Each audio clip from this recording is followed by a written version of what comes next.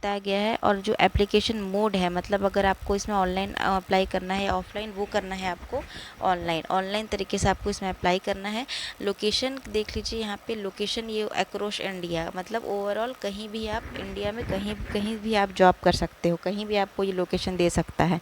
ठीक है, next last day to apply जो है इसका है 28 अप्रैल, है ना, कल ही इसका लास्ट डेट है। तो अगर आपने ये फॉर्म फिलअप नहीं किया है तो आप इस फॉर्म को जा कर के फिलअप कर सकते हो। एप्लीकेशन फ़ी की अगर मैं बात करूं तो देखिए यहाँ लिखा है कि इंडियन बैंक स्पेशलिस्ट ऑफिसर भर्ती के लिए आवेदन शुल्क सामान्य वर्ग, अन्य पिछड़ा वर्ग और आर्थिक रूप से कमज़ोर वर्ग के लिए 850 रुपये है, जबकि अन्य वर्गों के लिए 175 रुपये आवेदन शुल्क रखा गया है। मतलब जनरल कैटेगरी वालों के लिए या फिर और अन्य पिछड़ा वर्ग से जो भी कैंडिडेट्स आते हैं या आर्थिक रूप से कमज़ोर, फाइनेंशियल कंडीशन जिसकी थोड़ी वीक है, वो लोग उसके लिए जो पेमेंट रखा गया है वो है 850 रुपीज़। ठीक है, और बाकी अन्य वर्गों यानी कि अन्य कैटेगरी में जो भी स्टूडेंट या कैंडिडेट्स आएंगे उनके लिए जो आवेदन फ़ीस रखा गया है वो है 175। एज लिमिट देख लेते हैं कि इसमें मैक्सिमम एज लिमिट क्या रहने वाला है।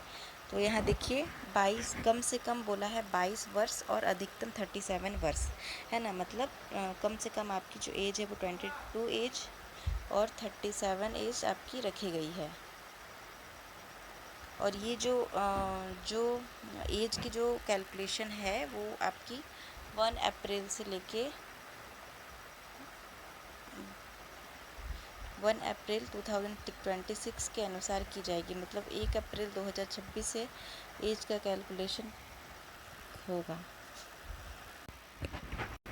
चलिए अब नेक्स्ट बात कर लेते हैं कि एजुकेशन क्वालिफ़िकेशन क्या रहने वाला है। इसका जो एजुकेशन क्वालिफ़िकेशन यहाँ देख सकते हैं आप, क्या एजुकेशन क्वालिफ़िकेशन मेंशन किया गया है। तो ये किया गया है इंडियन बैंक स्पेशलिस्ट ऑफिसर भर्ती के लिए शैक्षणिक योग्यता जो रखा गया है वो B Tech, MCA, MBA, CA, PG आदि पदों के अनुसार अलग अलग रखी गई है। मतलब जिन लोगों का भी जो ये क्वालिफ़िकेशन है, अगर बीटेक है, एमसीए है, एमबीए है, सीए है ना, उस क्वालिफ़िकेशन वाले को इस पोस्ट में वो लोग अप्लाई कर सकते हैं। सिलेक्शन प्रोसेस देखते हैं क्या होगा। पहले तो आपका इसका एक एग्ज़ाम कंडक्ट कराया जाएगा। यहाँ लिखा है कि इस स्पेशलिस्ट